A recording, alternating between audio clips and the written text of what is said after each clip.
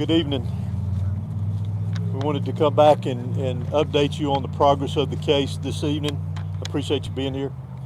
In coordination with District Attorney Brad Smith, the GBI has arrested Colin Gray, age 54, in connection to the shooting here at Appalachia High School. Colin is Colt Gray's father that was arrested yesterday. He is charged with the following: 4 counts of involuntary manslaughter, 2 counts of second-degree murder, and 8 counts of cruelty to children. Mr. Gray, these charges stem from Mr. Gray knowingly allowing his son, Colt, to possess a weapon. This is a very difficult time, as we know, for students and parents, and so many I know of students and parents here in this county and around this state are afraid. You all have likely seen reports of incidents of other students making threats today at various schools around our state.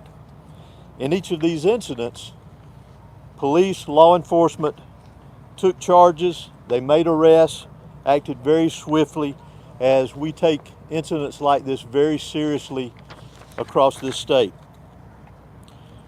This is a time for all of us as a community and a state to come together and remain vigilant. Students must be supported and encouraged here in this community and across this state to contact a member of their school faculty with any and all concerns of suspicious activity that they may see.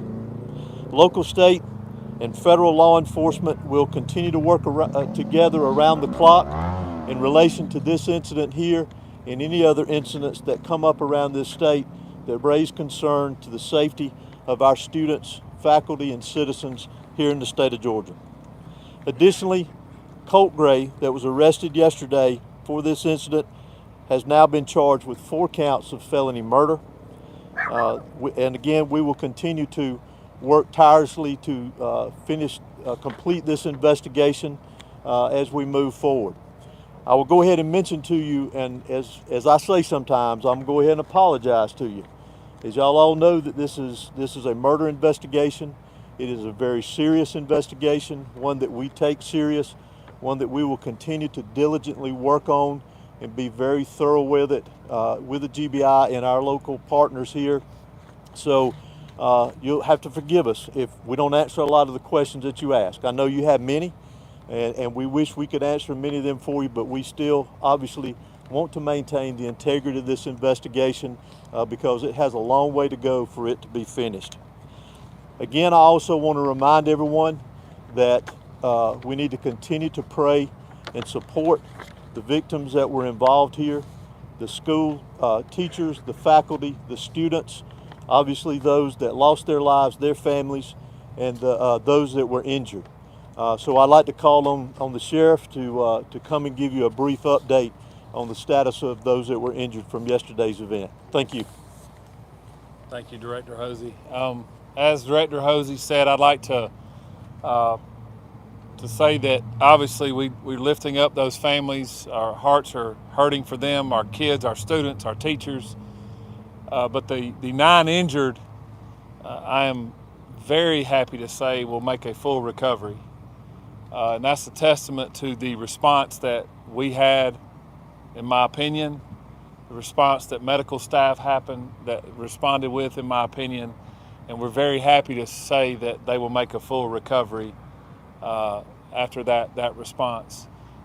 Again, please lift up our community. Please keep these children, these teachers. We call them teachers, but I call them heroes. We met with them today. Emotions are very high, obviously, but we told them that we love them, we love our teachers and what they do, and we're very happy at the fact that they stood in the gap between evil to protect their children, and we want to include them in the lives that were saved as well yesterday. But I wanted to report to you that all 9 people that are injured will expect to make a full recovery. Thank you. Are they still in the hospital? Several of them are still in the hospital. Some have been released.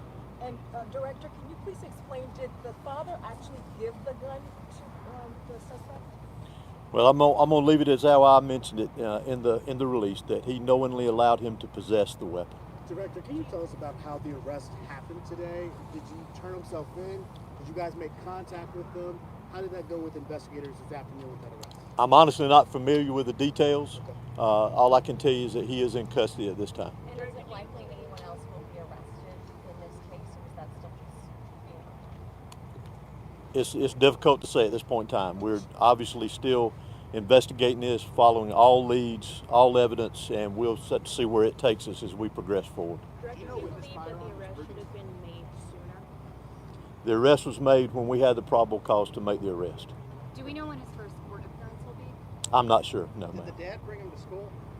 I'm not sure about that either. I'm sorry. Are you able to explain the charges and how he has more charges than the suspected shooter? Not in great detail. The biggest thing, as I mentioned earlier, is that he is in custody at this point in time. His charges are directly connected with the actions of his son and allowing him to possess a weapon. Sheriff, will he be housed in your facility? Is that where he'll be held? How does that move forward? He'll be held in the Barrow County Detention Center. Will his mugshot be available tonight, or will it take some time until tomorrow to get it? It depends on how long it takes us to book him, but if it's available, we can get that to y'all tonight. Sheriff, If not tomorrow. You said some good news that some have been released. Do you know the numbers of patients that are released, victims? I don't want to speak to that because I don't know the exact number, but I know that I want to just report that all 9 would make a full recovery and be able to leave the hospital.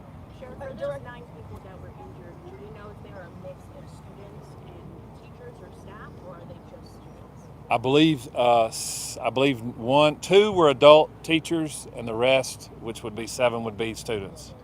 Director, can you tell explain us whether about- there's precedent for charges like this? I'm sorry. Can you explain whether there's precedent in the state of Georgia as far as the GBI is concerned for the father or parent to be charged for the crime? I don't have any details on any history of it, but I would venture to say it's not something new. Can you tell us about the evidence that led to these charges? No, ma'am. That's part of the ongoing investigation. I apologize. Sheriff, after all this time with him being able to talk with investigators, you were pretty strong yesterday. We were saying this was an evil act. It was very sad, obviously, but looking back at what the 14-year-old's been able to say to investigators over the last 24 hours, can you reflect on just what this community is facing after what he allegedly did at this school? What we're facing, heartbreak. We're heartbroken. A young person brought a gun into a school, committed an evil act, and he took lives, and he injured many other people, not only physically but mentally.